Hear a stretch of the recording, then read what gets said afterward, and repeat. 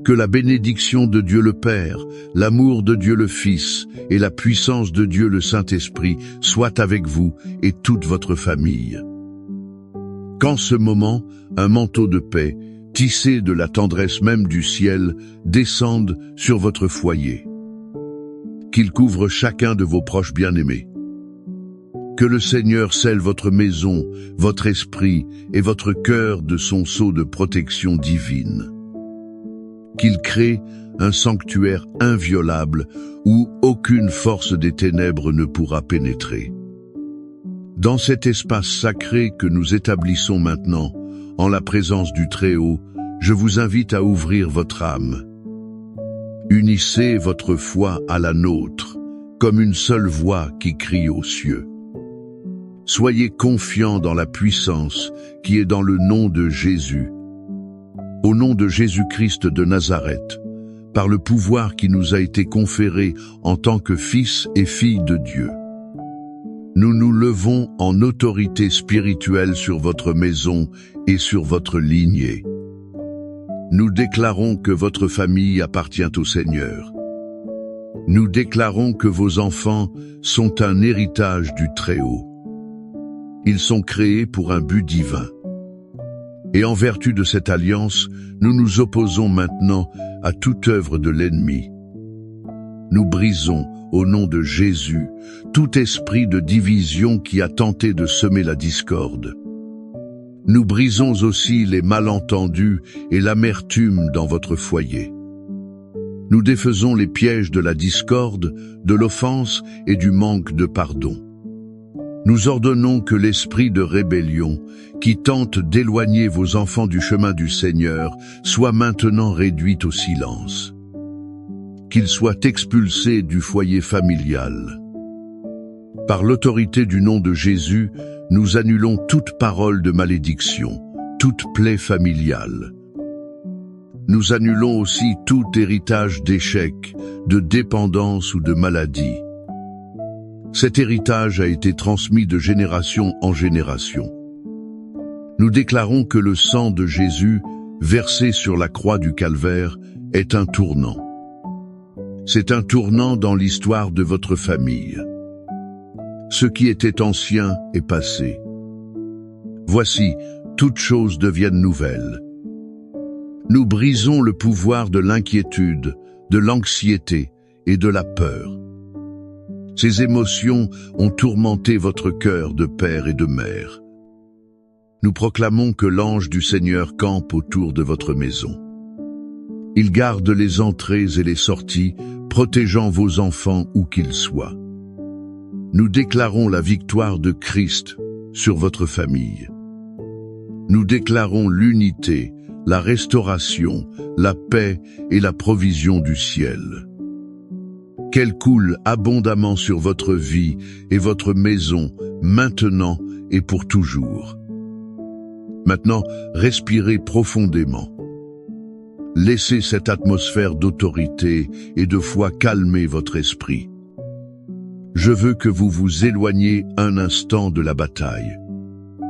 Venez vous reposer dans le cœur du Père. Il y a une histoire dans la Bible, racontée par Jésus lui-même. Elle révèle profondément l'essence du cœur de Dieu envers nos familles. C'est l'histoire que nous connaissons comme celle du Fils prodigue. Mais je préfère l'appeler l'histoire du Père miséricordieux. Elle se trouve dans l'évangile de Luc, chapitre 15. Imaginez la scène. Un père, déjà aux cheveux blancs, propriétaire terrien. Il est respecté dans sa communauté. Il a 2 fils. Le plus jeune, dans un acte de cruelle rébellion et d'égoïsme, s'approche de lui. Il prononce des mots équivalents, dans cette culture, à souhaiter la mort de son propre père. Il dit « Père, donne-moi la part des biens qui me revient ». Le cœur de cet homme a dû se briser en 1000 morceaux. Ce fils ne voulait pas seulement l'argent. Il voulait rompre les liens, effacer son identité. Il voulait vivre comme s'il n'avait pas de père ni de famille. Et le père, dans un acte d'amour douloureux, respecte la décision de son fils. Il lui donne l'héritage. Il le voit partir. Pouvez-vous sentir la douleur de ce père? Chaque soir, à table, il y avait un endroit vide. Le jour, en regardant l'horizon et la route poussiéreuse, son cœur se remplissait d'une question silencieuse. « Où est mon fils ?»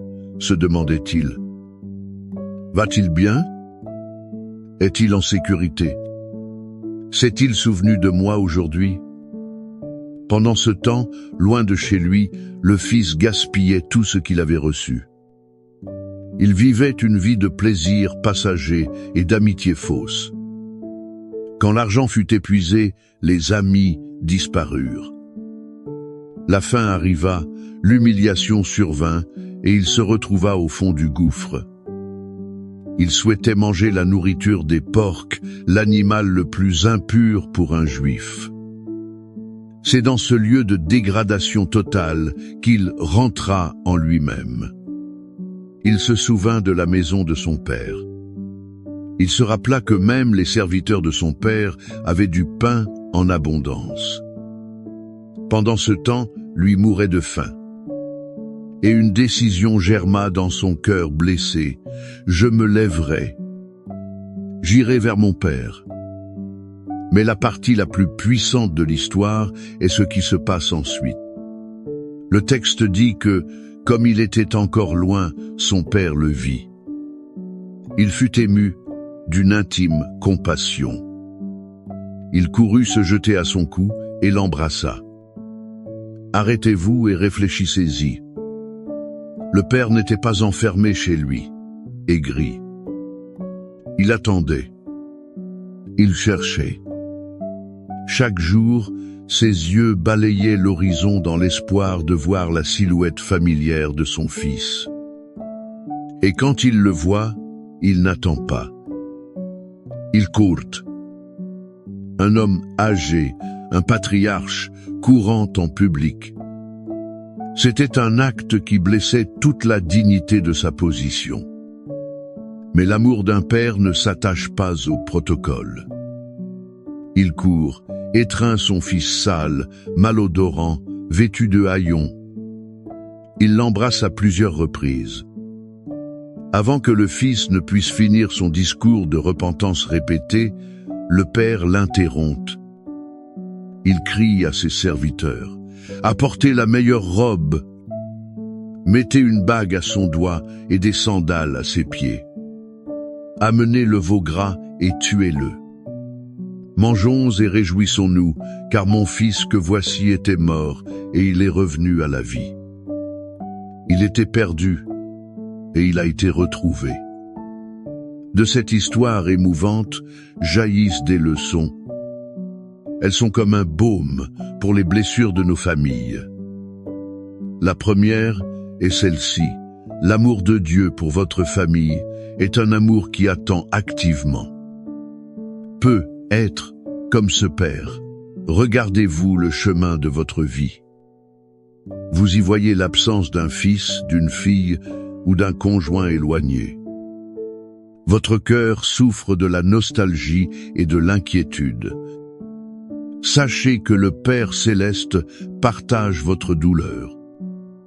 Mais plus encore, il est vigilant et attend.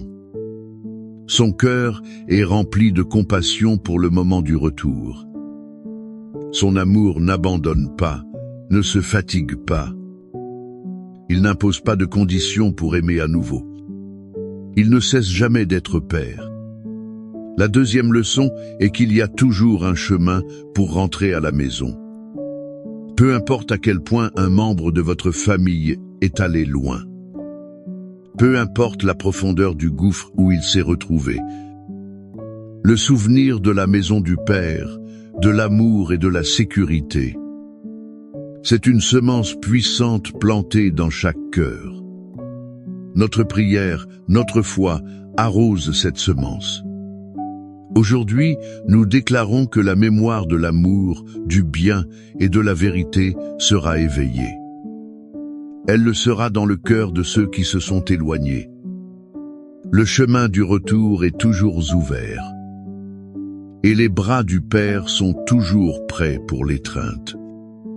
Et la troisième leçon peut être la plus cruciale pour la guérison est la suivante. La restauration familiale est scellée par le pardon et la célébration. Le Père n'a pas dit « je te l'avais dit ». Il n'a pas imposé de période de probation. Il ne l'a pas traité comme un serviteur. Non. Il l'a restauré à sa pleine position de fils, avec la robe d'honneur. Il lui a donné l'anneau d'autorité et les sandales de la liberté. Et il a fait une fête. La guérison de votre famille passe par le pardon radical. Elle passe aussi par la décision de célébrer chaque pas de retour, chaque petite victoire. Avez-vous été un père, une mère ou un conjoint qui court à la rencontre? Ou avez-vous été un frère aîné comme celui de la parabole? Celui-ci reste dehors, rempli de sa propre justice et de ressentiment. Il est incapable de participer à la joie de la restauration. De même que ce père de la parabole désirait ardemment protéger et pourvoir à son fils revenu. Notre Père céleste nous a laissé des promesses écrites.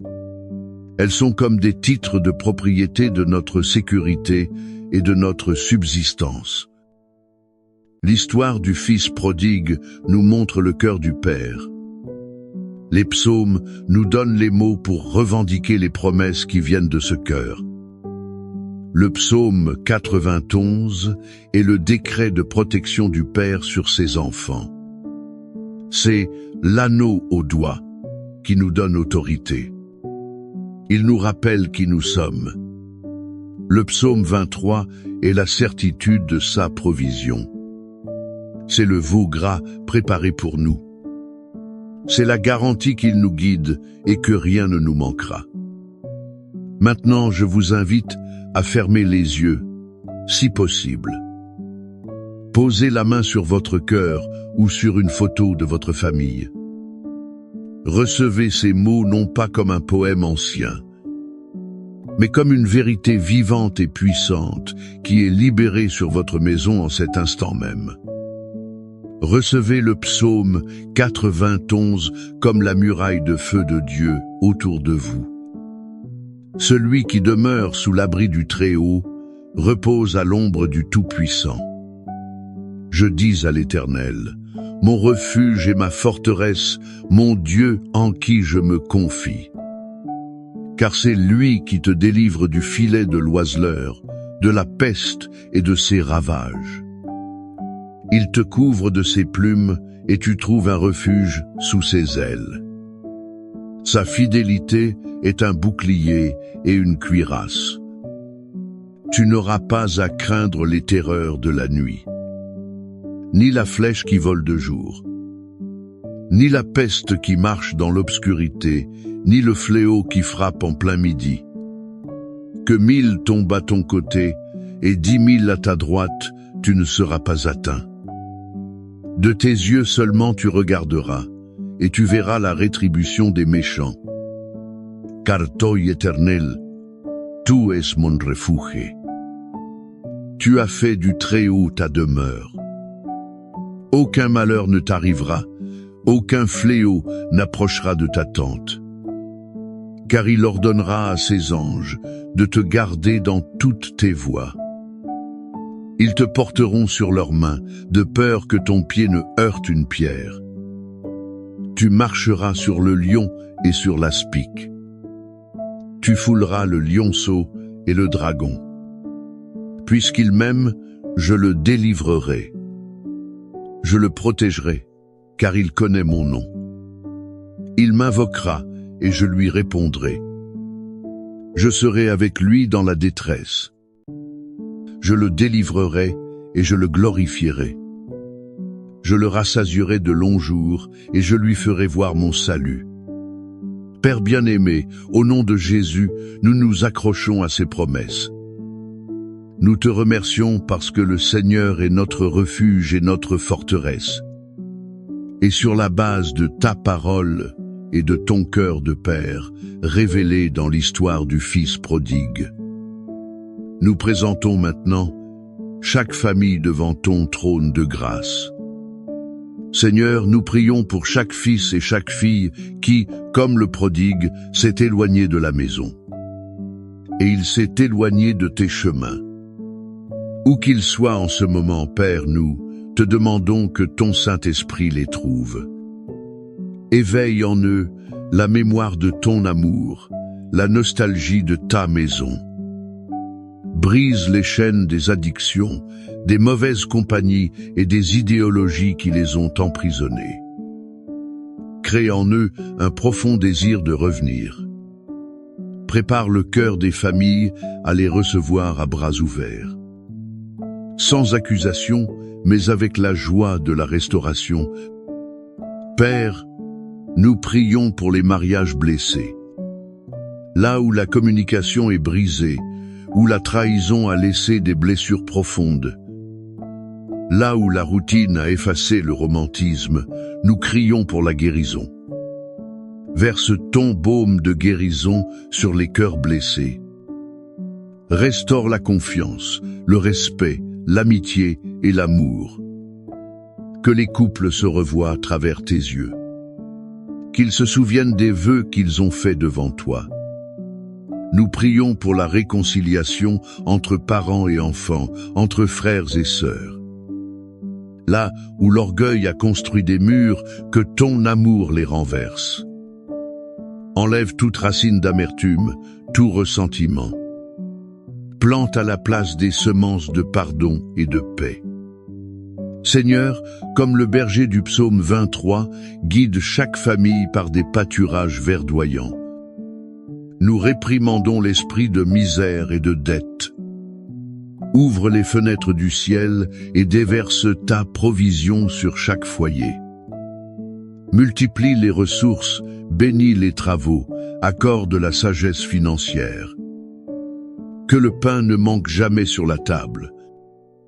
Que chaque famille puisse déclarer avec foi « Le Seigneur est mon berger. Je ne manquerai de rien. » Et enfin, Père, nous prions pour la guérison. Guérison pour les corps malades, pour les émotions ébranlées, pour les esprits anxieux. Que ta vertu de guérison coule maintenant. Qu'elle touche chaque personne qui écoute cette prière. Restaure la santé, renouvelle les forces. Remplis chaque cœur de ta paix qui surpasse toute intelligence. Nous vous invitons maintenant, en ce moment de foi, à écrire le nom de votre famille ou votre requête spécifique dans les commentaires. Que cet acte soit un mémorial de votre foi. Confiez avec confiance vos batailles entre les mains du Père qui vous aime. Il a déjà préparé la fête pour célébrer votre victoire.